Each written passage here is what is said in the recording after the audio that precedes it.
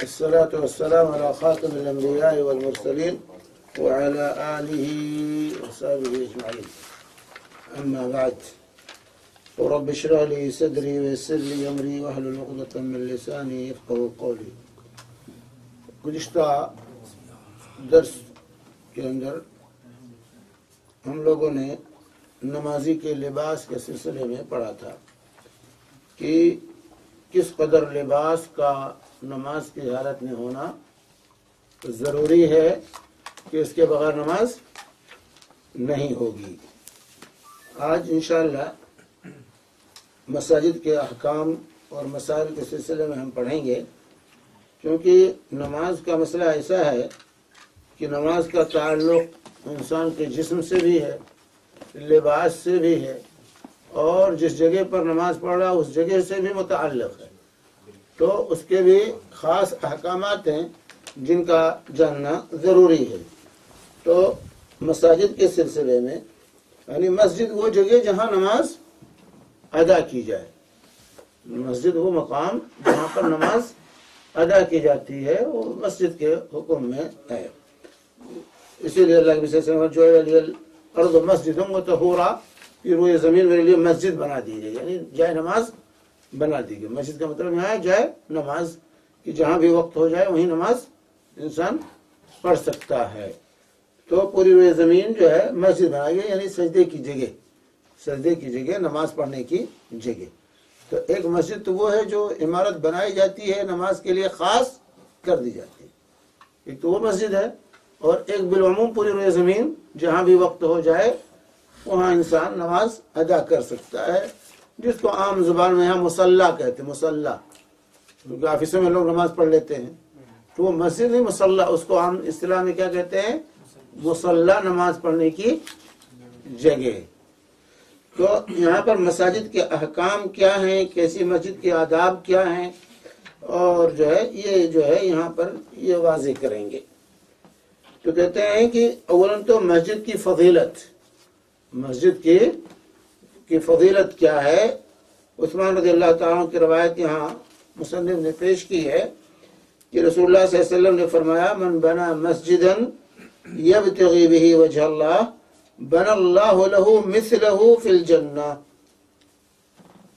یہ روایت جو ہے بخاری اور مسلم کی متفق علیہ روایت ہے کہ جو شخص مسجد بنائے اور اس کے ذریعے اللہ کی رضا چاہے، یعنی اخلاص للہیت کے ساتھ کوئی مسجد کی تعمیر کیا، اللہ اس کے لیے بہشت میں گھر بناتا، اس کے لیے اس کے مثل بہشت میں گھر بناتا ہے. تو یہ بدلہ ہے، جزا ہے مسجد کی تعمیر کا. مسجد کی تعمیر کا بدلہ یہ ہے کہ جنت میں جو ہے اسی طرح اللہ تعالیٰ اس کے لیے گھر کی تعمیر کرتا ہے، گھر بناتا ہے. تو من بنا مسجدا یبتغی بہ وجہ اللہ، تو شرط یہ ہے کہ اللہ کی رضا کے لیے، ریا اور نمود کے لیے، اپنا نام وہاں اپنا کتبہ لگانے کے لیے نہ ہو کہ بھائی ہمارا نام کا کتبہ ضرور چاہیے.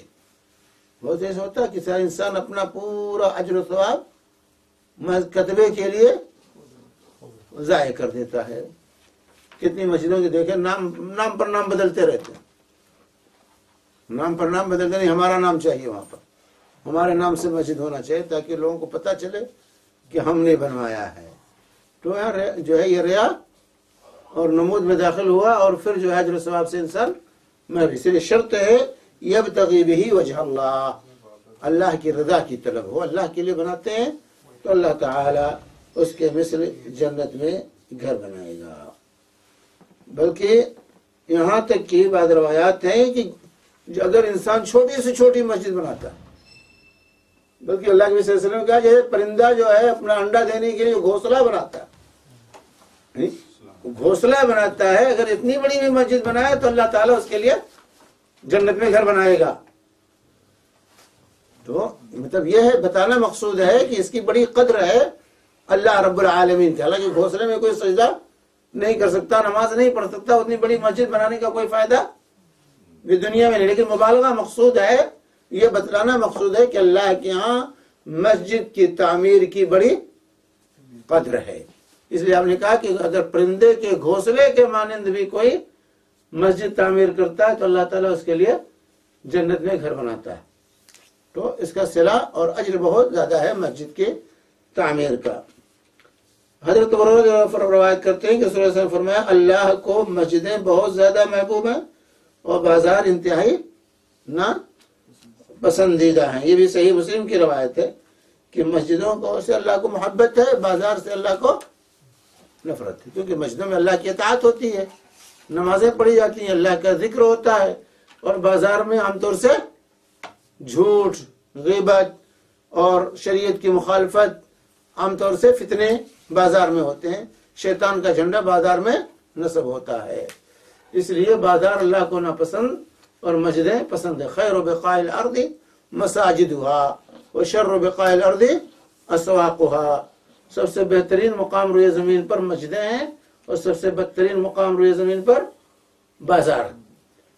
اسی لیے کہ وہاں مخالفت ہوتی ہے اللہ کی شریعت کی، اور فتنے وہاں رونما ہوتے ہیں، تو اس لیے اس کو شر بقاء الارض کا بدترین مقام کہا گیا. اب اس کا یہ مطلب نہیں کہ آپ بازار نہ جائیں، نہیں، ضرورت کے تحت جائیے اور ان فتنوں سے اپنے آپ کو بچائیے. ان فتنوں سے اپنے جو بازار میں فتنے پائے جاتے ہیں ان سے بچائیے، اور ضرورت کے تحت جائیے. تفریح گاہ نہیں، بازار یہ تفریح گاہ نہیں ہے کہ آپ وہاں تفریح کرنے جائیں، بلکہ یہ ضرورت کی جگہ ہے. ضرورت کے تحت جائیے اور ضرورت پوری کر کے وہاں سے واپس آ جائیے.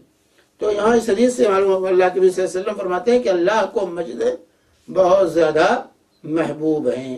یہ اللہ کی محبوب ہے. مطلب یہ ہے کہ مسجدیں دنیا کی تمام جگہوں سے اللہ کو زیادہ محبوب اور پیاری ہیں، کیونکہ ان میں اللہ کی عبادت ہوتی ہے. اور بازار یہ تمام جگہوں سے اللہ کے نزدیک نہایت ناپسندیدہ ہیں، کیونکہ وہاں حرص، طمع، جھوٹ، مکر اور لین دین میں فریب وغیرہ کا دور دورہ ہوتا ہے. یاد رہے کہ کسی دینی یا دنیاوی ضرورت کے بغیر بازار میں کبھی نہ جائیں اور مسجدوں سے بہت محبت کریں. اور مسجدوں سے محبت کا مطلب کیا ہے کہ مسجدوں میں جا کے نماز پڑھیں، تب تو محبت ہے. مسجدوں کو تعمیر کرنا، مسجدوں کی صفائی کا خیال رکھنا اور مسجدوں میں نماز پابندی کے ساتھ نماز ادا کرنا، جن کو جو ہے عرش الہی کے نیچے جگہ دینے کے بارے میں اللہ کے حبیب صلی اللہ علیہ وسلم نے بتایا تھا، وَرَجُلٌ قَلْبُهُ مُعَلَّقٌ بِالْمَسْجِدِ. تو وہ سب جس کا دل مسجد سے لگا ہوا ہو، یعنی ابھی اذا خرج منه حتى يعود الیہ، ابھی نماز پڑھ کے نکلا ہے کہ اس کا دل لگا ہوا ہے کہ وقت کا انتظار ہے، کب وقت ہو اور دوبارہ مجھے مسجد میں نماز پڑھنے کا موقع ملے اور جاؤں نماز پڑھنے کے لیے. تو اگر نماز نہیں پڑھتا تو مسجد سے محبت کا کوئی معنی نہیں. حضرت ابو رضی اللہ تعالیٰ روایت کرتے ہیں کہ رسول اللہ صلی اللہ علیہ وسلم فرمایا، جو کوئی دن کے اول حصے میں یا دن کے آخری حصے میں مسجد کی طرف جائے، اللہ اس کے لیے بہشت میں مہمانی تیار، یعنی اس کی ضیافت کا انتظام کرتا.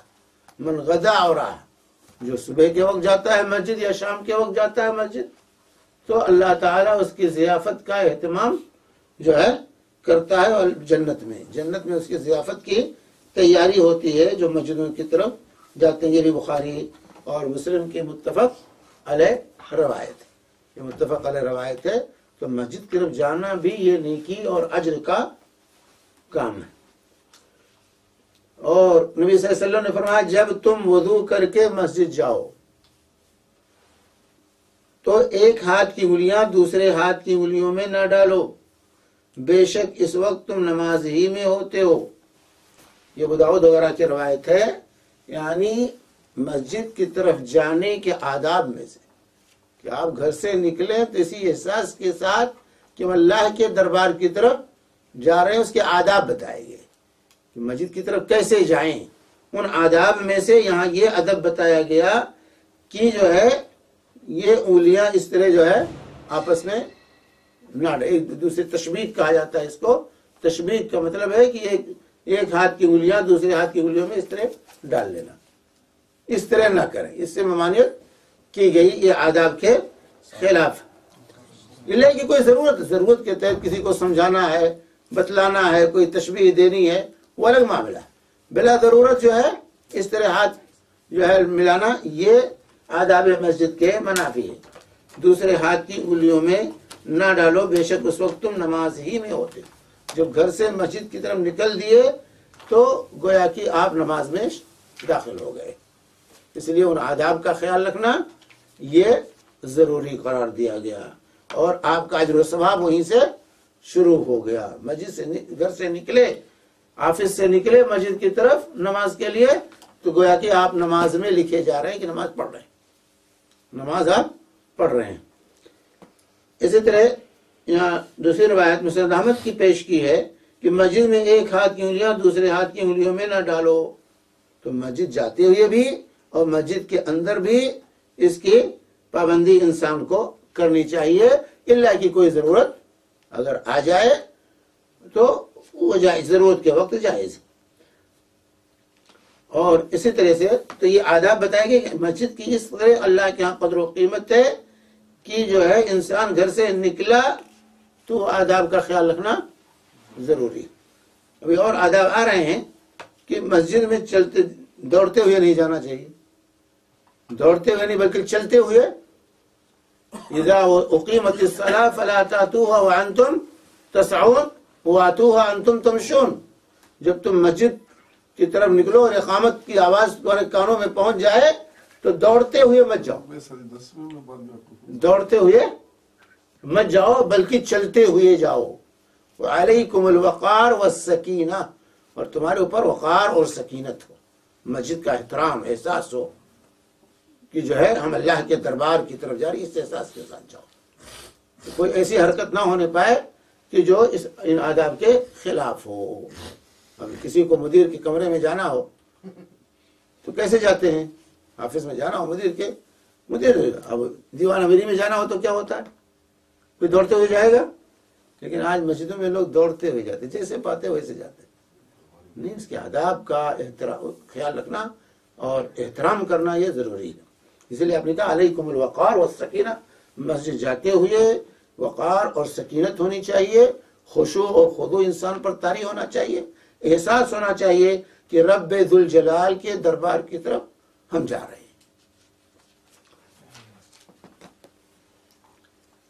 اب بعض مساجد یہ جو ہے یہ تو عام مساجد کا بات ہوئی تھی، بعض مساجد میں نماز پڑھنے میں زیادہ ثواب ہے۔ اللہ تعالیٰ کا یہ اصول ہے کہ جتنی بھی مخلوقات پیدا کی ہیں اللہ تعالیٰ نے، جتنی بھی چیزیں بنائی ہیں، بعض کو بعض پر فضیلت اور فوقیت دی ہے۔ تو مسجدیں بھی تمام اللہ کی محبوب ہیں، لیکن مساجد میں بھی بعض کو بعض پر فضیلت حاصل ہے، بعض کو بعض پر فضیلت حاصل ہے۔ اس لیے یہاں پر جو ہے ان بعض جو ہے اجر و ثواب کا ذکر کیا گیا ہے جو بعض مساجد میں زیادہ ہے اور مساجد کی بنسبت۔ یہاں پر پہلی بات جو مصنف نے لکھی ہے کہ مسجد اقصی میں ایک نماز 1000 نمازوں کے برابر ہے۔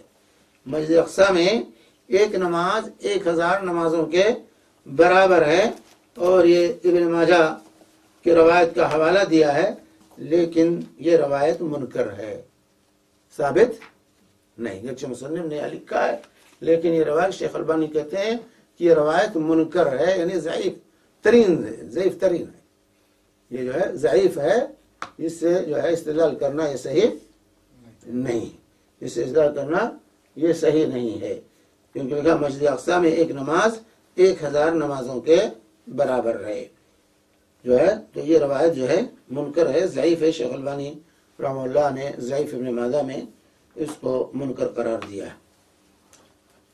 خانہ کعبہ یعنی مسجد حرام میں ایک نماز دوسری مساجد کی 1,00,000 نمازوں سے افضل ہے۔ تو مسجد حرام کی نماز ایک نماز 1,00,000 نماز کی، ایک رکعت پڑھیں گے تو 1,00,000 رکعت دوسری مساجد میں پڑھنے کے برابر، اسے بہتر ہوگا، برابر نہیں بلکہ اس سے افضل اور بہتر ہوگا۔ تو مسجد حرام کی ایک نماز اور مساجد میں جو ہے نماز کے 1,00,000 نماز کے برابر، یہ روایت جو ہے ابن ماجہ وغیرہ کی ہے۔ 1,00,000 سے بہتر، ہاں 1,00,000 سے بہتر، یہ حدیث صحیح ہے۔ ہاں یہ صحیح۔ ایک رکعہ یا ایک صلاۃ، ایک رکعت کہیے، ایک صلاۃ کہیے، ایک فریضہ کہیے، وہ 70 جو ہے 1,00,000 کے برابر، ایک رکعت ہوگی 1,00,000 رکعت ہوگی، ایک نماز ہے تو 1,00,000 نماز کے برابر ہے۔ 4 رکعت کی پڑے 4 لاکھ، ہاں 4,00,000 رکعتوں کے برابر، 17 لاکھ لے اور وہ افضل ہے۔ اس کی تحدید ہم نے آج کل یہ مصیبت یہ ہو گئی ہے کہ اجر و ثواب کی لوگ کیلکولیٹر کرنے لگتے ہیں اور وہ ضرب دے کر کے کہتے ہیں اتنے کروڑ مرتبہ۔ نہیں میرے بھائی، اللہ کے اجر و ثواب کو کیلکولیٹر کے ذریعے معلوم نہیں کیا جا سکتا، کیونکہ اللہ یضاعف لمن یشاء، جس کے لیے چاہتا ہے زیادہ دیتا ہے۔ ایک کا 10، ایک نیکی کرتے ہیں تو 10۔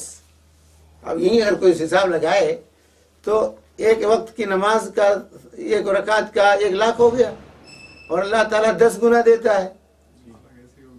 اب اس کا 10 گنا کیجئے، اور 10 گنا کم سے کم ہے 70 اور 700، اور اس کے بعد کا یضاعف لمن یشاء، اللہ تعالیٰ جس کے لیے چاہتا ہے مزید اور دیتا ہے۔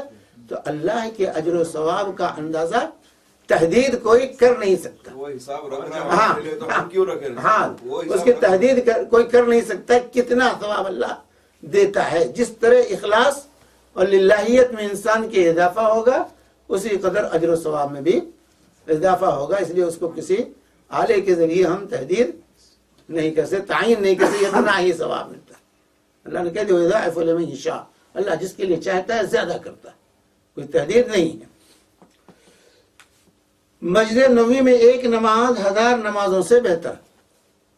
مسجد نبوی میں ایک نماز 1000 نمازوں سے بہتر افضل ہے۔ یہ بخاری اور مسلم کی متفق علیہ روایت ہے۔ الا مسجد الحرام کہا گیا، الا مسجد الحرام، یعنی مسجد حرام کے علاوہ اور مساجد میں کہ بنسبت مسجد نبوی میں نماز پڑھنا 1000 درجہ بہتر ہے۔ تو 1000 نماز، ایک نماز کم سے کم 1000 نماز کے 1 رکعت 1000 رکعت کے برابر ہے مسجد نبوی کا، اور مسجد حرام کا 1,00,000 کے برابر ہے۔ عبداللہ بن سعد رضی اللہ تعالی عنہ سے روایت ہے کہ میں رسول اللہ صلی اللہ علیہ وسلم دریافت کیا کہ نفل نماز گھر میں پڑھنا افضل ہے یا مسجد میں؟ گھر میں پڑھنا افضل ہے یا مسجد میں؟ آپ نے فرمایا کہ کیا تم نہیں دیکھتے کہ میرا گھر مسجد کی کس قدر قریب ہے؟ اس کے باوجود فرائض نماز کے علاوہ مجھے گھر میں نماز پڑھنا زیادہ پسند ہے۔ گھر میں نماز پڑھنا فرائض کے علاوہ نوافل کا گھر میں پڑھنا افضل ہے۔ نوافل کا گھر مسجد میں پڑھنے سے گھر میں پڑھنا افضل ہے۔ اب ایسے ہی حرمین میں آپ گھر میں نماز پڑھ رہے ہیں، نوافل، فرائض نہیں، نوافل، تو وہاں 1,00,000 ہے، گھر میں پڑھیں گے تو اس سے زیادہ اور ثواب بڑھ جائے گا، اور ثواب جو ہے گھر میں پڑھنے سے مسجد نبوی میں 1000 ہے، 1000 سے بہتر ہے۔ تو اگر گھر میں پڑھتے ہیں نفل کو مدینہ میں رہتے ہوئے تو ثواب اس سے زیادہ ہو جائے گا مسجد نبوی پڑھنے سے نوافل کا، لیکن فرائض تو گھر میں ہوگی نہیں جب تک کہ کوئی عذر نہ ہو۔ شیخ ہم لوگ جو جاتے ہیں ہوٹل میں رہتے ہوں، ہاں ہوٹل میں رہتے ہیں، اگر آپ نوافل ہوٹل میں پڑھتے ہیں تو اس کا ثواب زیادہ ہے مسجد میں پڑھنے سے۔ اچھا ہاں گھر ہے نا پھر وہ گھر ہی آپ کا، آپ کا ہوٹل آپ کا گھر ہے۔ نوافل کا گھر میں پڑھنا مسجد میں پڑھنے سے افضل ہے۔ اب مسجد حرام میں 1,00,000 ملتا ہے، تو آپ اگر ہوٹل میں پڑھتے ہیں نوافل کو تو اس سے لیکن شیخ کو سکون نہیں آتا ہے۔ ہاں یہ کہیے، وہ ایک عقیدت اور ایک محبت اور ایک سکون جو ہوتا ہے اس کی وجہ سے وہ الگ چیز ہے، وہ معاملہ الگ ہے۔ اخلاص، للہیت، خشوع، خضوع کہاں زیادہ پیدا ہوتا ہے وہ الگ معاملہ، اس کے اعتبار سے اس کا اجر بڑھے گا۔ لیکن فی نفس ہی مسئلہ جو ہے کہ گھر میں نفل کا پڑھنا مسجد میں پڑھنے سے افضل ہے۔ بھائی مسجد نبوی میں تو اللہ کے نبی صلی اللہ علیہ وسلم نے کہا تھا گھروں میں پڑھ لیا کرو، گھر میں گھر کے لیے نماز چھوڑے رکھو، کیونکہ مقصد کیا ہے؟ اللہ کا ذکر گھر میں بھی ہو، گھر اللہ کے ذکر سے خالی نہ رہے۔ آپ کے بچے بھی دیکھیں، بچیاں بھی دیکھیں، بیوی بھی دیکھے کہ نماز کا اہتمام ہو رہا ہے، ان کو تعلیم بھی۔ تو دو چیزیں، ایک تربیت، ایک تو نماز آپ پڑھ رہے ہیں، دوسری تربیت بھی اس سے ہو رہی ہے بچوں کی۔ اب حرم میں جائے گا تو کوئی مانے گا تھوڑے کہ ہوٹل میں بیٹھ کے پڑھے، اللہ کہ جو آرام کرنے کے لیے جاتے ہیں، جو 5 اسٹار میں رہنے کے لیے جو لوگ جاتے ہیں، ان کا معاملہ وہ تو فرض بھی وہیں پڑھ لیتے ہیں، اترنے کی جو ہے زحمت نہیں اٹھاتے۔ مائک لگے ہوئے شیخ صاحب یہ حرم کے بعد جو ہلٹن میں ہے یہ ہوا کرتے ہیں لوگ، مجھے پہچانت ہے ہلٹن جو حرم کے بالکل ہاں لگا ہوا ہے، تو تراویح کی نماز جو ہے اندر وہاں جانے کے دن میں ہلٹن میں فرسٹ فلور میں ایک ہال ہے، وہاں پہ کھڑے ہو کے وہ مائک کے اس میں نماز پڑھتے ہیں۔ تو اس حال میں نماز کیا نماز جائز ہے، نماز جائز ہے، اگر تسلسل ہو صفوں کا تسلسل قائم رہتا ہے اس ہوٹل تک۔ کمرشل ہاں کمرشل بلڈنگ ہے لیکن صفیں لگی ہوئی ہیں نا، صفیں لگی ہوئی ہیں مسلسل، وہ تو ثواب کے اوپر حساب سے بول رہے ہیں ہاں؟ نا، ثواب کے حساب سے نہیں گیپ نہیں شیخ بلڈنگ میں اوپر بول رہے ہیں نا، ہاں؟ تسلسل کہاں تھا؟ ہاں اوپر بولے لیکن نیچے صفیں لگی ہوئی ہوتی ہیں، صحن میں صفیں لگی ہوئی ہوتی ہیں۔ ہاں؟ بیچ میں کافی گیپ ہو جاتا ہے نا، کتنا غائب ہوتا ہے؟ لوگ ابھی کبھی کبھی فل صفیں دکھائی دے رہی ہیں کہ نہیں؟ صفحے نہیں دکھائی دکھتی نا آگے، دکھائی دیتی ہے یار، یہ پیچھے دکھائی جائز ہے، جائز ہے، اس کو ناجائز نہ کہیے، جائز ہے۔ اگر تسلسل صفوں کا ہے اور جب صفیں دکھائی دے رہی ہیں نہیں بنا دیتے۔ تو جائز ہے، لیکن اگر صفیں کا تسلسل نہیں ہے اور صفیں دکھائی نہیں دے رہی اور بلڈنگ الگ ہے تو پھر صحیح نہیں ہوگا۔ وہ تو بلڈنگ کے ساتھ میں بھی نماز پڑھتی، پیچھے بھی نماز ہاں پڑھتی، وہ تو پورا روڈ پر پڑھتے ہیں پیچھے۔ ضرورت بھی ہے، وہاں ضرورت بھی ہے، ایک ضرورت بھی ہے کیونکہ جو ہے سب لوگ تو اندر آ نہیں سکتے۔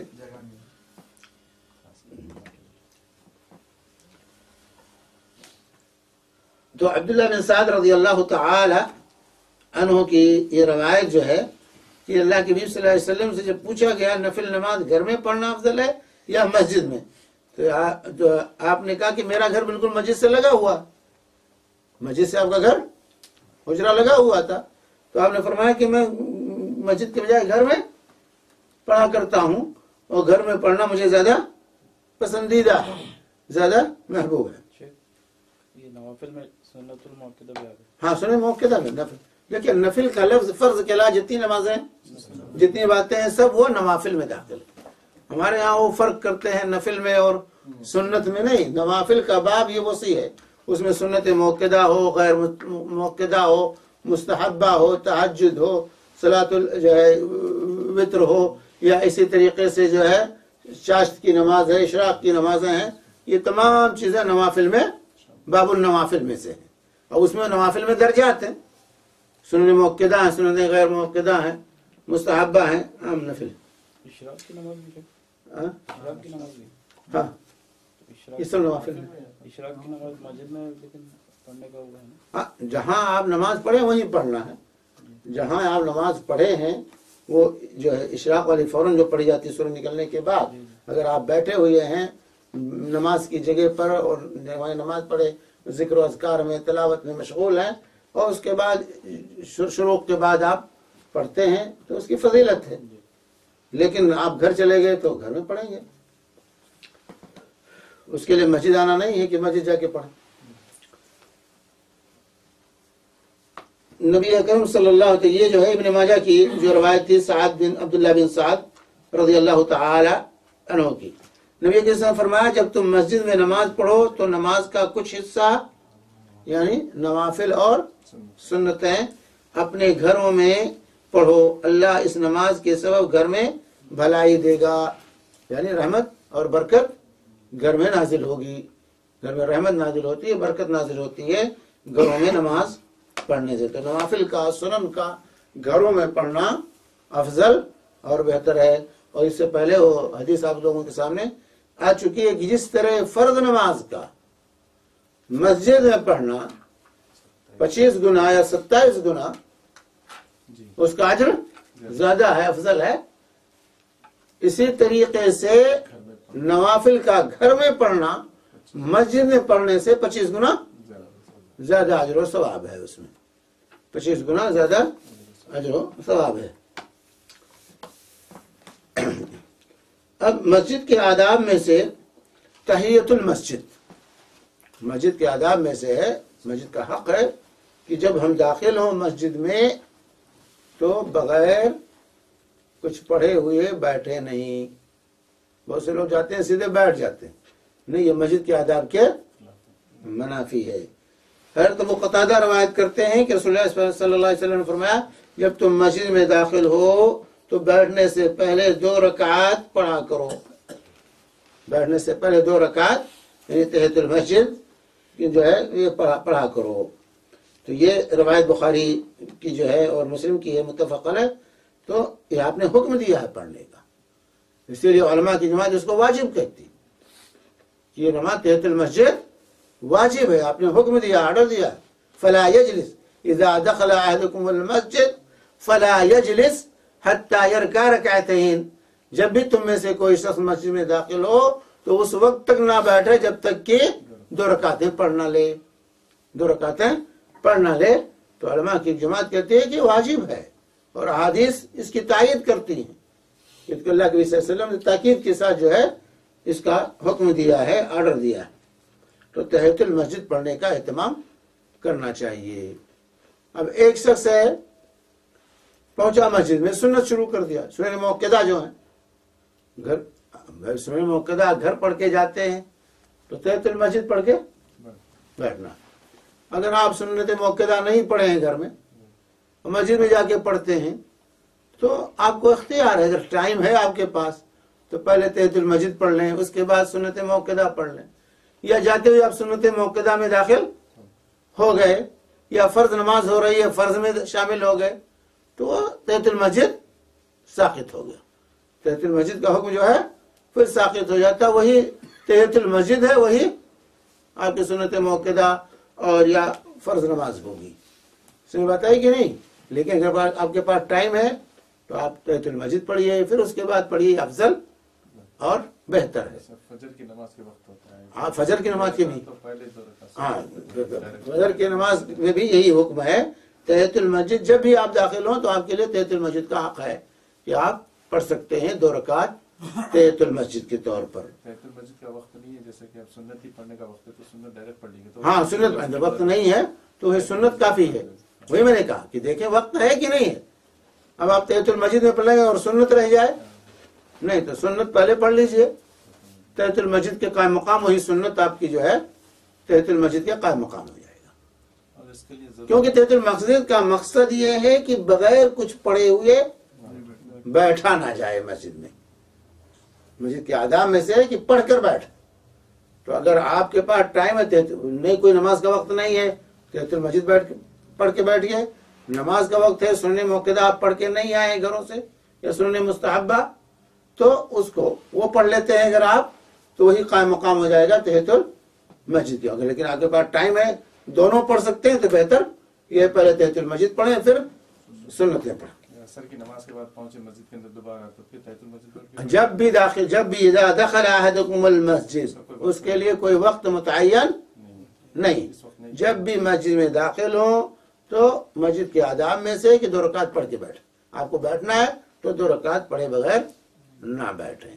اور یہ تو کہ سببی نماز ہے، یہ سببی نماز ہے، اس کا سبب ہے. سببی نمازوں کے لیے کوئی ممانعت نہیں. یہ تحیۃ الوضو ہے، تحیۃ المسجد ہے، قضا نماز ہے، جنازے کی نماز ہے. تو یہ سببی نماز ہے، ان کے لیے کوئی ممانعت کا وقت نہیں ہے. جب سبب پایا جائے گا وہ نماز پڑھی جائے گی. کیونکہ حدیث سے چیز ثابت ہے، جیسا کہ رسول پاک صلی اللہ علیہ وآلہ وسلم نے، ابو داؤد ترمذی وغیرہ کی روایت ہے کہ فجر کی نماز پڑھا کر آپ فارغ ہوئے تو دیکھا ایک صاحب پڑھ رہے ہیں. فجر کے بعد پڑھنا شروع کر دیا انہوں نے. جب وہ فارغ ہوئے تو ان سے پوچھا یہ کیسی نماز ہے، کہ فجر کے بعد کون سی نماز آپ نے پڑھی؟ تو انہوں نے کہا یا رسول اللہ یہ میری فجر کی سنت رہ گئی تھی، اس کو میں نے اب پڑھی ہے. تو فجر کے بعد نماز پڑھنا منع ہے، لیکن انہوں نے پڑھی اور اللہ کے نبی صلی اللہ علیہ وسلم نے ان کو اس سے منع نہیں کیا. تو اس کا مطلب جس نماز کا سبب ہو اس کو پڑھا جا سکتا، اس کے لیے ممانعت نہیں ہے. اسی طرح اللہ کے رسول صلی اللہ علیہ وآلہ وسلم نے ظہر کی سنت نہیں پڑھی بعد والی، یہاں تک کہ عصر کا وقت ہو گیا، اور پھر عصر کے بعد گھر میں جا کر آپ نے سنت 2 رکعت پڑھی. تو ام سلمہ رضی اللہ تعالی عنہ نے پوچھا کیا رسول اللہ آپ عصر کے بعد نماز پڑھنے سے روکتے ہیں، یہ کیسی نماز آپ پڑھ رہے ہیں؟ تو کہا یہ میری ظہر کی سنت رہ گئی تھی اس کو میں نے پڑھی ہے، تو عصر کے بعد بھی نماز پڑھنے سے عام نوافل سے ممانعت ہے، لیکن آپ نے پڑھی، سمجھ بات ہے کہ نہیں؟ اسی طریقے سے اللہ کے نبی صلی اللہ علیہ وسلم نے نماز پڑھائی، 2 آدمی بیٹھے رہ گئے، نماز میں شریک نہیں ہوئے،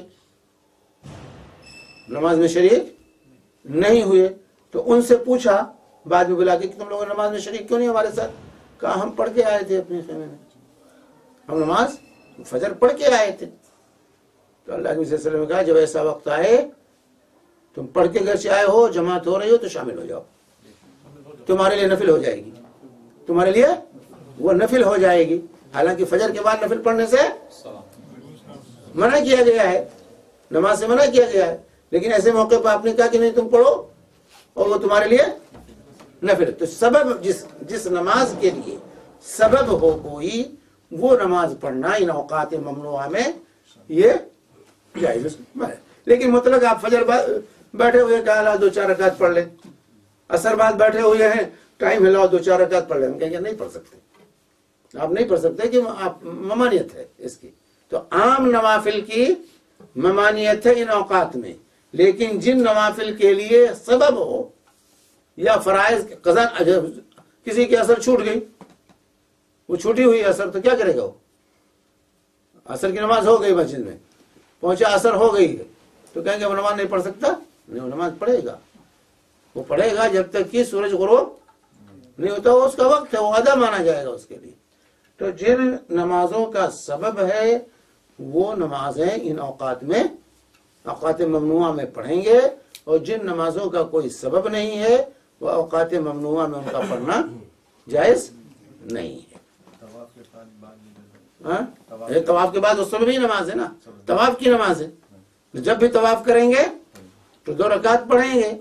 اور کعبہ کے لیے، مسجد حرام کے لیے خصوصیت ہے، مسجد حرام کے لیے خصوصیت ہے یہ ہے کہ حضرت عباس سے اللہ کے رسول صلی اللہ علیہ وسلم نے کہا تھا عباس یہاں جب بھی کوئی نماز پڑھے، جب بھی طواف کرے، اس کو تم روک نہیں سکتے، رات ہو یا دن ہو، جب بھی کوئی آئے طواف کرے، جب بھی آئے کوئی نماز پڑھے، تم اس کو روکنا نہیں، روکنے کی پابندی لگائی ہے۔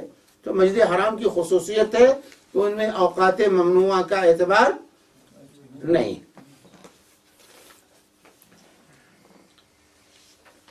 اسی طرح مسجد کے آداب میں سے یہاں بتا رہے ہیں پیاز اور لہسن کھا کر مسجد میں نہ آؤ۔ پیاز اور لہسن کھا کے مسجد میں کیوں؟ پیاز اور لہسن سے اللہ کو کوئی دشمنی ہے؟ مسئلہ ہے بدبو کا، کہ مسجد میں بدبو لے کے نہ آؤ، چاہے وہ بدبو پیاز اور لہسن کھانے کی وجہ سے ہو، چاہے وہ سگریٹ اور تمباکو کی استعمال کی وجہ سے ہو، اور چاہے کسی اور سبب سے ہو۔ مسجد میں آؤ تو جو بھی بو ہے، چاہے پسینے کے بدبو ہو، بہت سے لوگ پسینے کا بدبو لے کے پہنچ جاتے ہیں، جو دوسرے نمازیوں کو تکلیف پہنچتی ہے اس سے، نہیں، مسجد جاتے ہوئے اہتمام ہو کہ اللہ کے دربار میں آپ جا رہے ہیں، تو اگر بدبو ہے جسم میں، کپڑے میں، تو اس کو زائل کر کے، اس کو دور کر کے مسجد جانا۔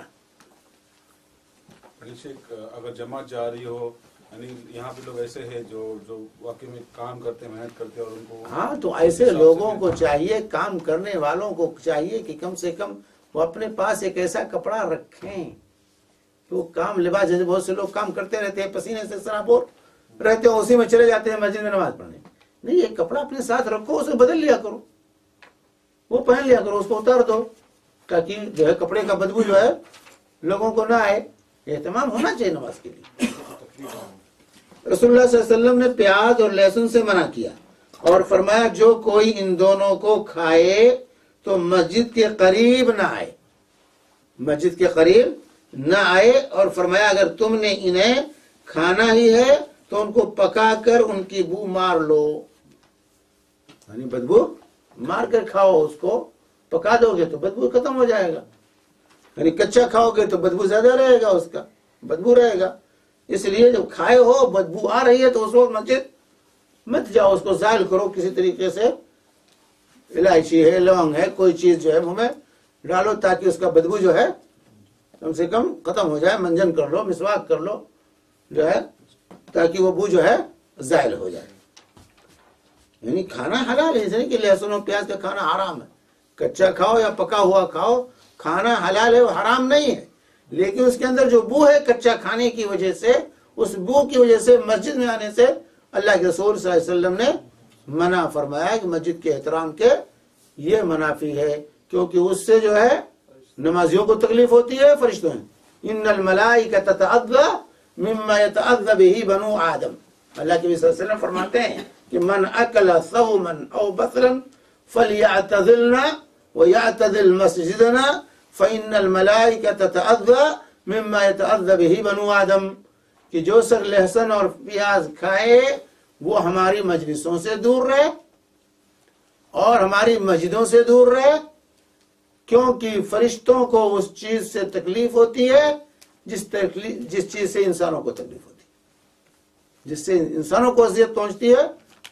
ملائکہ کو بھی اذیت پہنچی ہے، اور مسجدوں میں نمازوں میں فرشتوں کا حضور ہوتا ہے، تو ایک تو نمازیوں کو تکلیف اور دوسرے ملائکہ کو تکلیف ہوتی ہے، کیونکہ اسے فرشتوں کو بھی ایذا پہنچتی ہے۔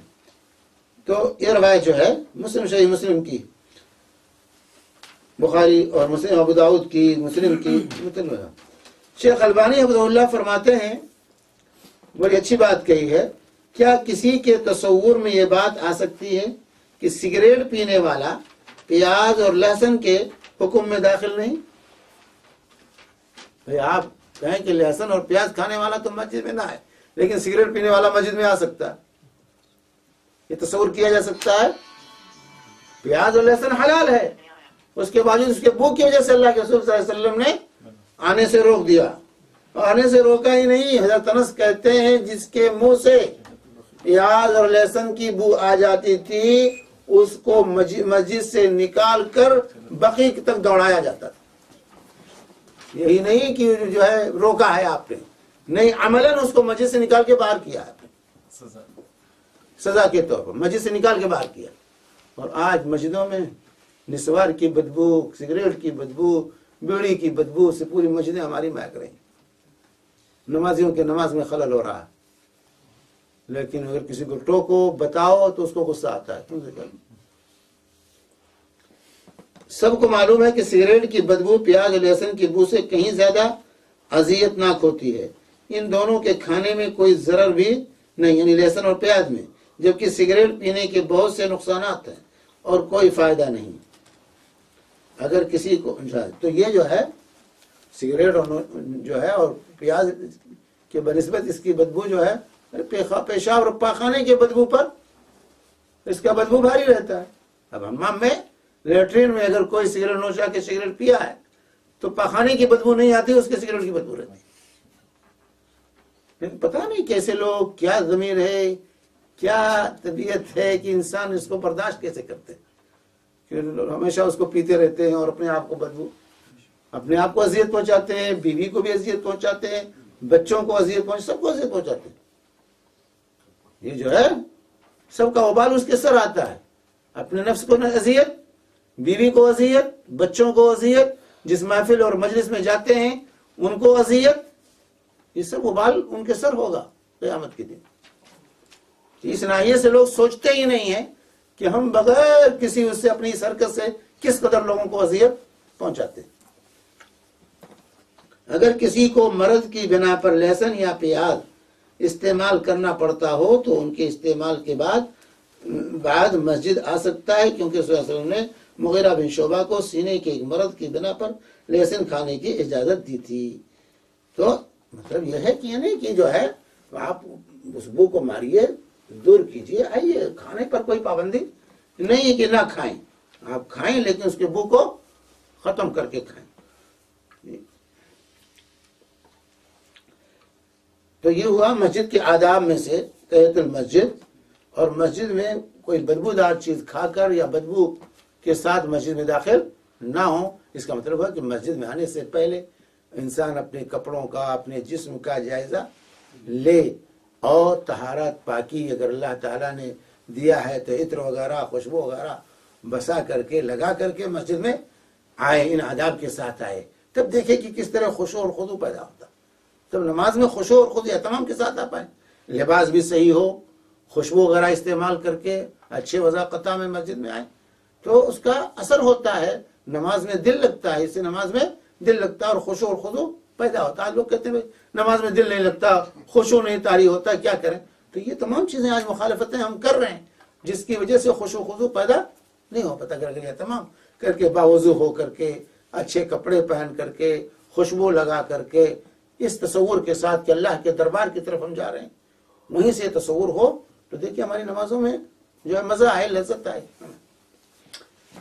اسی طرح مسجد میں تھوکنا، مسجد میں تھوکنا، رسول اللہ صلی اللہ علیہ وسلم نے فرمایا مجھ پر میری امت کے اچھے اور برے اعمال پیش کیے گئے.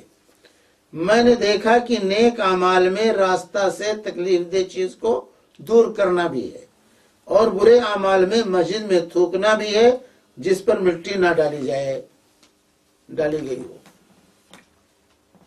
یہ روایت جو ہے صحیح مسلم کی ہے. اللہ کے رسول صلی اللہ علیہ وسلم نے یہاں تھوکنے کو کہا کہ یہ جو ہے برے اعمال میں سے، مسجد میں تھوکنا یہ برا عمل ہے. مسجد میں تھوکنے سے انسان کو پرہیز کرنا چاہیے، الا کہ کوئی ضرورت پیش آ جائے، کوئی ضرورت پیش آ جائے تو اسے فرمایا مسجد میں تھوکنا گناہ ہے اور اس کا کفارہ اس پر مٹی ڈال کر دفن کرنا. اس کا کفارہ کیا ہے؟ اس کو دفن کرنا ہے. یہ بخاری کی روایت ہے، یہ بخاری مسلم کی روایات ہیں. مسجد میں تھوکنا یہ بری بات ہے، گناہ کا کام ہے، اور اس کا کفارہ بتایا آپ نے، اس کو دفن کر دینا. لیکن آج دفن کیسے کریں گے؟ پہلے مسجد نبوی میں یہ قالینیں نہیں تھیں، فرش نہیں بنا ہوا تھا، سنگریزے تھے، ریت بچھی ہوئی تھی، اسی پر نماز ہوتی تھی. تو اس وقت تو دفن کرنا آسان تھا. لیکن آج تو پختہ جو ہے فرشیں ہیں، قالینیں بچھی ہوئی ہیں، تو آج کیا کریں گے؟ اگر آج کسی نے تھوک دیا تو دھلنا پڑے گا آپ کو. دھلے بغیر، صاف کیے بغیر اس کو چارہ نہیں ہے. اس کا کفارہ اسی وقت ادا ہوگا جبکہ اس کو صاف کر دیا جائے. اگر کسی نے تھوک دیا تو مسجد میں تھوکنے سے، کیونکہ اللہ کا گھر ہے، اس کی نظافت، اس کی صفائی یہ ہماری ذمہ داری ہے. تھوکنے سے بچنا چاہیے. اور اگر ضرورت پیش آ جائے تو آج کل تو الحمدللہ، پہلے اللہ علیہ وسلم نے کہا تھا کپڑے میں، اپنے کپڑے میں تھوک کر جو ہے مل لے، کیا ہے. لیکن آج کل سہولیات زیادہ ہو گئی، پہلے سہولت نہیں تھی تو آپ نے کہا تھا اپنے کپڑے کے کسی کونے میں تھوک لے مسجد میں تھوکنے کے بجائے.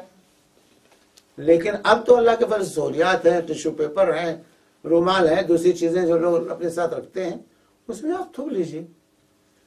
لیکن آج کل ایک بیماری یہ ہے کہ لوگوں کو مسجد ہی میں زیادہ تھوکنے کا شوق پیدا ہوتا ہے. ٹشو رکھا رہتا ہے تو جائیں گے، نکالیں گے اور خوب زور زور سے ککار کر. نہیں، یہ غلط چیز ہے، یہ مسجد کے آداب کے خلاف ہے. آپ تو نا اٹھ کے باہر چلے جائیے، اٹھ کے باہر جائیے، نمازیوں کے سامنے وہیں لے کر کے وہیں پر ناک صاف کر رہے ہیں اور آواز نکال رہے ہیں. یہ مسجد کے آداب کے منافی ہے، یہ مسجد کے آداب کے منافی ہے. آپ کو ضرورت آ گئی ٹھیک ہے، اچانک ضرورت آ گئی وہ الگ معاملہ ہے. لیکن یہ کہ وہاں جا کر کے وہیں بغل ہو جائیے، باہر نکل جائیے، وہاں صاف کر کے چلے جائیے.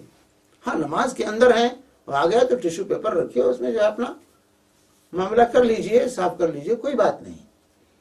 لیکن کچھ لوگوں کو شوق ہوتا ہے مسجد ہی میں جا کے سارا کام کرنا چاہتے ہیں، کیونکہ وہاں فری میں ٹشو پیپر رہتا ہے تو ایک سے کام نہیں بنتا، بالکل نکالیں گے جو پورا. اور کچھ لوگ تو جیب میں بھی رکھ لیتے ہیں، وہیں سے نکال کر جیب میں رکھ لیتے ہیں، باہر بھی کام آئے. نہیں، وہ وقف ہے. مسجد میں ٹشو پیپر جو رکھا ہوا ہے وہ وقف ہے، وہ مسجد میں استعمال کرنے کے لیے ہے. مسجد میں ضرورت پڑ جائے وہاں استعمال کیجئے، باہر نہیں لے جا سکتے آپ کہ گھر لے جا کر کوئی استعمال کریں. اسی طرح مصحف رکھا ہوا ہے مسجد میں پڑھنے کے لیے ہے، آپ اس کو گھر اٹھا کے نہیں لے جا سکتے. یہ وقت کی جائیداد ہے، اس میں تصرف کا اختیار کسی کو نہیں ہے. تو یہ آداب کا خیال، ان احکام کا ہمیں خیال رکھنا چاہیے. اسی طرح مسجد میں سونا، مسجد میں سونا، آرام کرنا، تو اگر ضرورت ہے تو مسجد میں سوئیے، سو سکتے ہیں، سونا کوئی وہ نہیں. لیکن ضرورت یہ نہیں کہ اس کو آپ آرام گاہ بنا لیں، گھر بنا لیں اس کو. تو حضرت عبداللہ بن عمر رضی اللہ عنہ سے روایت ہے کہ نبی کریم صلی اللہ علیہ وسلم کی مسجد میں وہ جو ہے نبی کریم صلی اللہ علیہ وسلم کی مسجد میں سو جاتے تھے، حالانکہ وہ کنوارے نوجوان تھے، یعنی جب شادی نہیں ہوئی تھی، نوجوان تھے، تو کہتے ہیں ہم مسجد میں سو جایا کرتے تھے، مسجد میں سو جایا کرتے تھے. لیکن بیوی آنے کے بعد مسجد میں سونا، میرے بھائی یہ صحیح نہیں ہے. بلکہ حضرت علی ایک مرتبہ ناراض ہو کے چلے گئے مسجد میں، تو اللہ کے رسول جو ہے اٹھا کے کہا جاؤ گھر سو. آپ نے اٹھا دیا مسجد میں سے اور کہا یا ابا تراب قم، اے ابو تراب اٹھو جاؤ گھر میں سو. تو بیوی رکھتے ہوئے مسجد میں سونا اللہ کی اعتکاف کیے ہوئے ہوں اور معاملہ اعتکاف ہے وہ الگ معاملہ ہے. اعتکاف کے علاوہ مسجد میں سونا کوئی کار ثواب نہیں ہے. بیوی بچوں کو چھوڑ کر گھر مسجد میں پڑ رہا ہے. ایک سال سوتے تھے، ہاں 4 مہینے 1 سال سوتے تھے. وہ اعتکاف کیے رہتے ہیں نا. تو مسجد میں ضرورت کے وقت سونا یہ جائز ہے، لیکن مسجد کے آداب کا خیال رکھنا. ضرورت ہو تو سو جائیے، نہیں آپ کے پاس گھر ہے اللہ نے دیا ہے، گھر میں سوئیے. سونا عبادت کیجئے، ذکر کیجئے، تلاوت کیجئے، اور جب سونا ہو گھر آ کے سوئیے. نے کبھی بیویوں سے ناراض ہو کے مسجد جا کے نہیں سوئے؟ نہیں کبھی نہیں سویا. آپ ایسے لیٹتے تھے مسجد میں، ایسی بات نہیں، لیکن ناراض ہو کر مسجد میں نہیں سویا. لیکن جب باہر تھے تو کہاں تھے؟ ہاں جب بیویوں سے ناراض ہو کے گھر سے باہر تھے؟ نہیں، آپ کا ایک کمرہ تھا اوپر بنا ہوا تھا، وہاں پہ 1 مہینہ تک آپ تھے. اچھا تو گھر کے اندر ہی؟ ہاں گھر کے اندر ہی اوپر بنا ہوا تھا، اسی پہ تھے اوپری منزل پر. اللہ کے رسول صلی اللہ علیہ وسلم 1 مہینے تک ناراض تھے بیویوں سے، تو اپنا بستر آپ نے الگ کر لیا تھا. اسی طرح مسجد میں خرید و فروخت، مسجد میں خرید و فروخت، اور پھر مسجد میں سونے اسے سے احتلام ہو، غسل ہو، حالت جنابت میں رہیں، تو یہ سب ذرا سا احتیاط کرنا چاہیے. جو ہے بلا ضرورت مسجد کو گھر نہیں بنانا چاہیے. مسجد میں ہاں ضرورت ہو تو قیدیوں کو بھی اللہ کے نبی صلی اللہ علیہ وسلم نے مسجد میں رکھا، ضرورت کے تحت قیدیوں کو بھی باندھا ہے مسجد کے کمروں میں. تو ضرورت ہے تو جائز ہے، ضرورت نہیں ہے تو اس کو گھر نہیں بنانا چاہیے. مسجد میں خرید و فروخت، تو خرید و فروخت یہ بازار کی چیز ہے، مسجد کی چیز نہیں، اس لیے خرید و فروخت مسجد میں جائز نہیں ہے، مسجد کے آداب کے منافی. حضرت ابو رضی اللہ تعالیٰ روایت کرتے ہیں کہ رسول اللہ صلی اللہ علیہ وسلم نے فرمایا جب تم کسی شخص کو مسجد میں کچھ بیچتا یا خریدتا دیکھو تو کہو لا اربح اللہ تجارتک، لا اربح اللہ تجارتک، اللہ تعالیٰ تیری تجارت کو نفع بخش نہ بنائے، تیری تجارت کو نفع بخش نہیں، بددعا دو اس کو. آپ نے کہا اس کو بددعا دو، جو مسجد میں خرید و فروخت کرے اس کو بددعا دینے کا آپ نے حکم دیا کہ لا اربح اللہ تجارتک، اللہ تیری سوداگری میں نفع نہ دے. اور جس وقت تم کسی شخص کو مسجد میں کسی گمشدہ چیز کا اعلان کرتے ہوئے دیکھو تو کیا کہو لا رد اللہ علیہ، لا رد اللہ علیہ، اللہ تیری چیز واپس نہ کرے، اس کو بھی بددعا دو. حالانکہ آپ نے دعا سکھائی ہمیشہ، لیکن یہ ایسا جرم ہے کہ اس پر اللہ کے رسول صلی اللہ علیہ وسلم نے بددعا کرنے کا حکم دیا ہے. لا اربح اللہ تجارت، اگر کوئی خریدتا بیچتا ہے مسجد میں تو کہو لا اربح اللہ تجارت. اور اگر کوئی گمشدہ چیز کا اعلان کرتا بھائی میری چیز غائب ہو گیا، میرا بیل غائب ہو گیا ہے، کون پایا ہے؟ تو بیل جہاں غائب ہوا وہاں تلاش کرو، مسجد ہے اس کی جگہ ہے.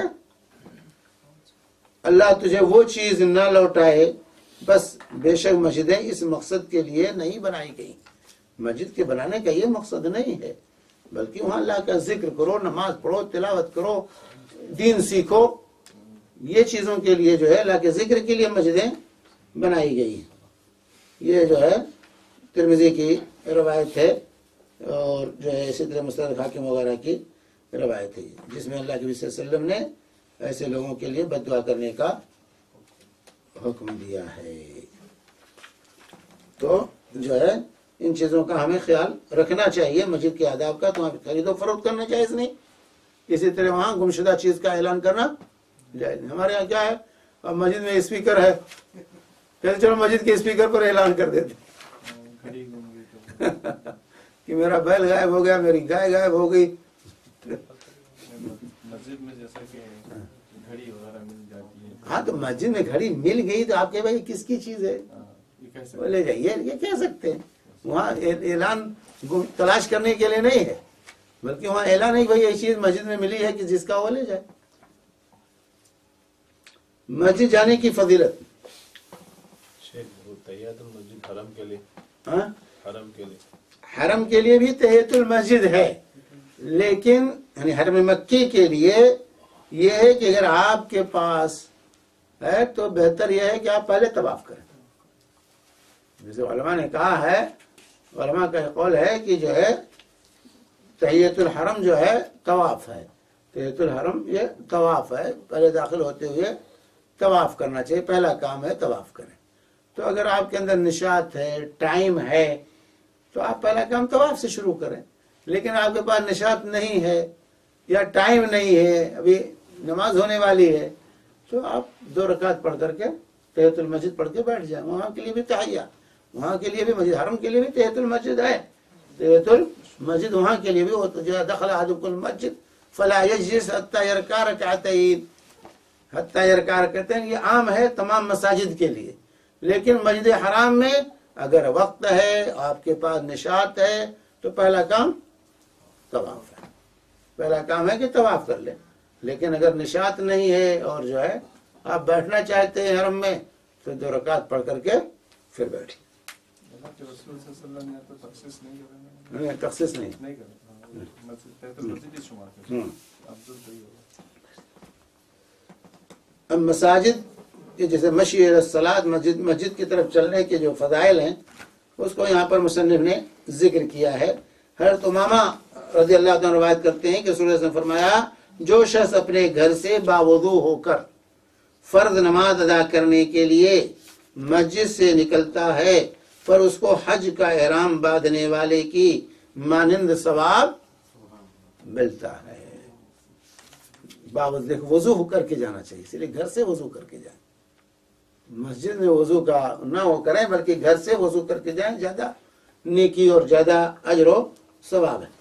تو اس کو حج کا احرام باندھنے والے کی مانند ثواب ملتا ہے. ابو داؤد کی روایت ہے, اس سنن ابی داؤد کی روایت ہے. کتنا بڑا اجر ہے حج کے احرام باندھنے کا ثواب مل جائے.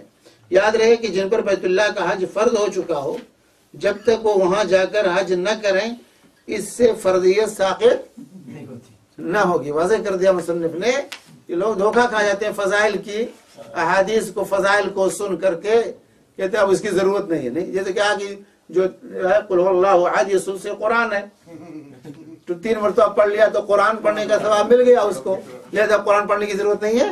نہیں, یہ مطلب نہیں ہے اس کا, یہ مطلب اس کا نہیں ہے کہ آپ قرآن پڑھنے, نہیں, قرآن پڑھنا الگ سے اور یہ فضیلت الگ. اس فضیلت سے قرآن کا پڑھنا ساقط نہیں ہوگا. تو اس فضیلت سے یہ بتاتے ہیں کہ حج ساقط نہیں ہو جائے کہ حج ادا ہو گیا. خواہ ساری عمر باوضو ہو کر 5 نمازیں مسجد میں جا کر پڑھتے رہیں, اس لیے کہ اللہ کی بخشش اور اجر و ثواب کی فراوانی سے کسی قسم کی غلط فہمی کا شکار نہیں ہونا چاہیے. تو یہ اللہ تعالیٰ جتنا چاہے ثواب دے دے, یہ ثواب الگ چیز ہے, یہ اللہ کی عنایت ہے, لیکن اس سے فرضیت ساقط نہیں ہوگی. اس کی وجہ سے فرضیت جو ہے ساقط, جیسے کہ کہا گیا کہ جو مدینہ میں کے والوں کے لیے کہ من تطہر فی بیتہ, جو اپنے گھر میں وضو کرے اور مسجد قباء جائے اور وہاں نماز پڑھے تو عمرے کے برابر ثواب ملتا ہے, اس کو عمرے کا ثواب ملتا ہے. اگر فرض نماز کا وقت ہے, فرض نماز پڑھا نہیں, 2 رکعت تحیۃ المسجد پڑھا تو اس کو عمرے کا ثواب مل جاتا ہے. اب یہ مطلب اب جا کے پڑھ لے, عمرہ کرنے کی ضرورت نہیں ہے اس کو. نہیں, عمرہ الگ چیز ہے اور یہ ثواب الگ چیز ہے. جماعت کے ساتھ عشاء کی نماز کے بارے میں بھی یہی ہے کہ حج اور عمرے کا ثواب ملتا ہے. کہ جو شخص فرض کی نماز, فجر کی نماز پڑھے, پھر اپنی جگہ پر بیٹھا ہوا ذکر و اذکار میں, تلاوت میں مشغول رہے, اور پھر جب شروع ہو جائے اس کے بعد 2 رکعت پڑھ لے, تو اس کو حج اور عمرے کا ثواب مل جاتا ہے. اب کہ میں اشراق پڑھتا رہوں گا, جو ہے بیٹھوں گا مسجد میں, اب حج عمرہ کرنے کی ضرورت نہیں. نہیں وہ الگ ہے، یہ الگ ہے. ایک سال ہو رہا ہے عشاء جیسے کہ 5:15 تھے تو 15 منٹ کے بعد 10-5 منٹ دینا ہے کہ 15 منٹ دینا ہے. اچھا سارے تو کم سے کم 15 منٹ سے کرنا چاہیے. شروع کا جو وقت لکھا ہوا ہے کیلنڈر میں اس سے 15 منٹ بعد جو ہے کوئی بھی نماز کوئی بھی نماز پڑھے. وہ 15 منٹ جو سورج نکلنے کا ٹائم ہوتا ہے، شروع کا مطلب ہوتا ہے اس وقت نکلنا شروع ہوتا ہے. سورج نکلنا شروع ہوتا ہے، نکل نہیں چکا ہوتا ہے. اس شروع کا مطلب جو لکھا رہتا ہے کیلنڈر میں وہ اس وقت نکلنا شروع ہوتا ہے. تو تقریباً اس کو نکلنے میں 15-20 منٹ لگتے ہیں. تو کم سے کم 15 منٹ جو ہے اس کے بعد ٹھہرنا چاہیے. وہ سورج نکل رہا ہوتا ہے اور سورج کے نکلتے وقت نماز سے روکا گیا ہے. جماعت کے ساتھ نماز پڑھنے کا ثواب اپنے گھر یا بازار میں تنہا نماز پڑھنے سے کم از کم 25 درجے زیادہ ہے. بس جب وہ اچھی طرح وضو کر کے مسجد جائے تو اس کے ہر قدم سے اس کا درجہ بلند ہوتا ہے اور گناہ معاف ہوتے ہیں. جب وہ نماز پڑھتا ہے تو فرشتے اس کے لیے اس وقت تک دعا کرتے رہتے ہیں جب تک وہ نماز کی جگہ پر بیٹھا رہتا ہے. فرشتے کہتے ہیں اللہ اس پر رحمت کر، اے اللہ اس پر رحم کر. جب تک نمازی نماز کا انتظار کرتا ہے وہ نماز ہی میں ہوتا ہے. یہ متفق علیہ بخاری و مسلم کی حدیث ہے. تو ہر قدم پر ایک نیکی لکھی جاتی ہے، ایک گناہ مٹا جاتا ہے اور ایک درجہ اس کا بلند ہوتا ہے. ہر قدم پر ایک نیکی اور ایک گناہ کا مٹا جانا اور ایک درجے کا بلند ہونا، یہ تینوں چیزیں اس کو حاصل ہو. برابر دعا کرتے ہیں، اس پر اللہ کی رحمت کی دعا کرتے ہیں اور جو ہے اللہ جو ہے کہ اللہ تعالیٰ اس پر رحم فرما، اس کی مغفرت فرما، اس کو بخش دے.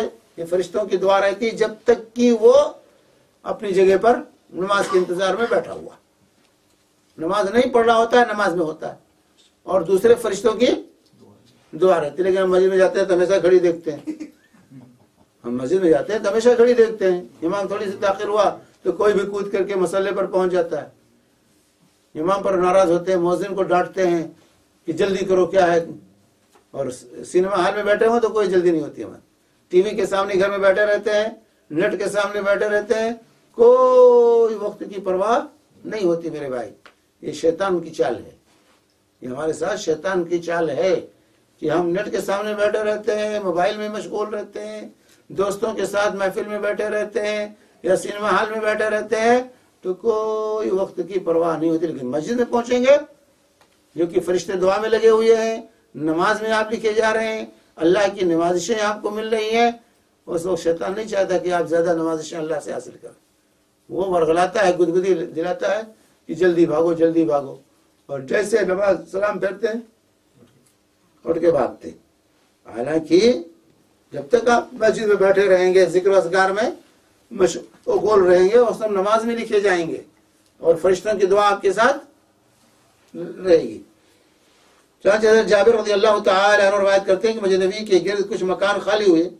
بنو سلمہ نے مسجد کے قریب منتقل ہونے کا ارادہ کیا. آپ نے فرمایا بنو سلمہ اپنے موجودہ گھروں میں ٹھہرے رہو، مسجد کی طرف آتے وقت تمہارے قدم لکھے جاتے.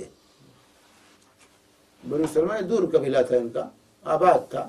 انہوں نے دیکھا کہ مسجد کے قریب کچھ مکان خالی ہوئے ہیں تو وہ خرید کر وہاں منتقل ہونا چاہا.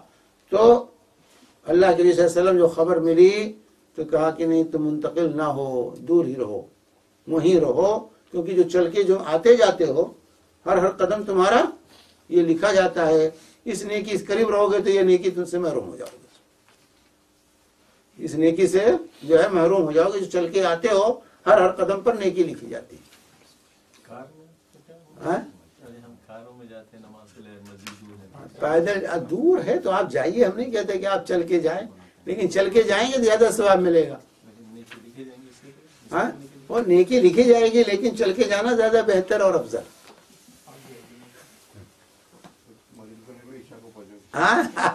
ہاں دور. یہاں دوا میں تو کوئی پریشانی نہیں. دوا کی زندگی میں تو مسجدیں قدم قدم پر ہیں، پیدل ہی جانا چاہیے، پیدل جانا چاہیے.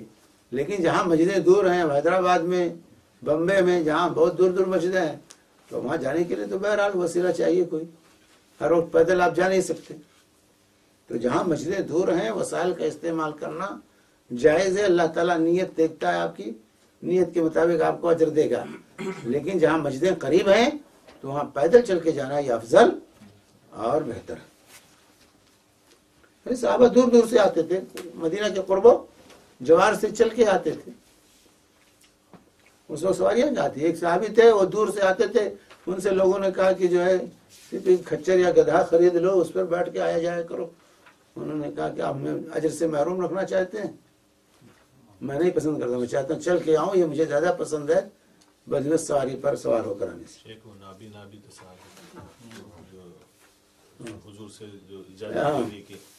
ہاں نا, تو وہ تو چلنے کی بات نہیں, تو انہوں نے کہا کوئی راستہ دکھانے والا نہیں ہے. تو جماعت کے لیے آپ نے ان کو فرض نماز کے لیے رخصت نہیں دی کہ فرض نماز میں آنا ہی آنا ہے. اور 9 بج گئے, ٹھیک ہے, اسی پر بات ختم کرتے ہیں. سر ایک سوال ہے. وجزاکم اللہ خیرا صلی اللہ علیہ نبینا محمد وعلی آلہ وصحبہ وسلم. جمعے کے پہلے تو جو رکعت نماز یہ سنت میں ہوتا ہے یا تحیۃ المسجد میں ہوتا ہے؟ وہی تحیۃ المسجد ہے, اچھا وہ تحیۃ المسجد ہے, 2 رکعت جو ہے اچھا. تحیۃ المسجد ہے. ایک دوسرا سوال ہے شیخ صاحب, کچھ لوگ اس کو جمعہ کی سنت کہہ دیتے ہیں. وہ اصطلاح میں کوئی فرق ہے, جمعہ کی سنت کو تحیۃ المسجد کو. بات دیکھیے, نماز پڑھنا اور نماز کو قائم کرنا دونوں میں کیا فرق ہے؟ ہاں دونوں بہت بڑا فرق ہے.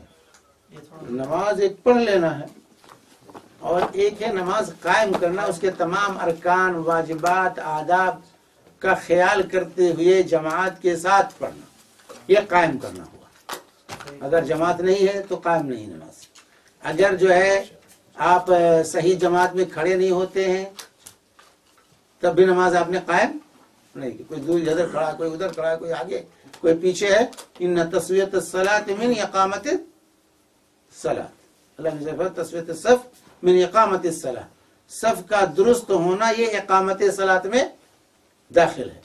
تو اقامت صلاۃ کا اطلاق اس وقت ہوگا کہ جب آپ اس کے تمام ارکان, واجبات اور سنن کا اہتمام کرتے ہوئے ادا کریں گے با جماعت, تب وہ نماز قائم کرنا ہوا. مسجد اقصی میں پڑھنے کا ثواب کتنا؟ اس کی تحدید نہیں ہے, لیکن ان 3 مساجد کو دوسری مساجد پر فضیلت حاصل ہے.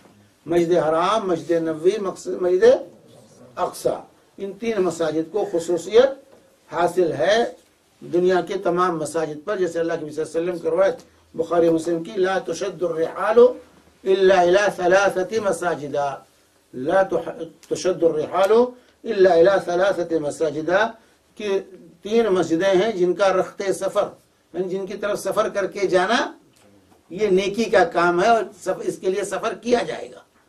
دنیا میں صرف 3 مسجدیں ہیں جہاں نماز پڑھنے کے لیے, وہاں جانے کے لیے سفر کیا جائے گا. یہ ہے مسجد حرام, مسجد نبی اور مسجد اقصی. یہ 3 مساجد کو خصوصیت حاصل ہے. اور کسی مسجد میں نماز پڑھنے کے لیے آپ کا یہاں سے فیصل آباد کی مسجد میں نماز پڑھنے کے لیے ہم جائیں گے نہیں, یا جامع مسجد دلی نماز پڑھنے ہم کے لیے جائیں گے, ہم کہیں گے نہیں, سفر کرنا آپ کے لیے جائز نہیں ہوگا. نیکی کمانے کے لیے یہ 3 مسجدیں, اس کے لیے سے آپ سفر نہیں کر سکتے. سمجھے, 3 مساجد ہیں دنیا میں, تو ان کو تینوں کو حیثیت حاصل ہے, خصوصیت حاصل ہے دوسری مساجد میں. اب مسجد اقصی میں نماز پڑھنے کی فضیلت روایتیں ہیں, 1000 کی ہے, 500 کی ہے, 50,000 کی ہے, لیکن وہ روایتیں ضعیف ہیں. روایتیں ہیں مسجد اقصی کے فضائل میں, لیکن وہ روایتیں ضعیف ہیں, ان سے استدلال نہیں کیا جا سکتا. وہ حدیث ضعیف ہے. پھر وہ جو کہا گیا کہ یہ مسجد میں 1000, وہ مسجد میں روایت ہے جس میں, ہاں جس میں مسجد اقصی کا ذکر ہے وہ حصہ ضعیف ہے.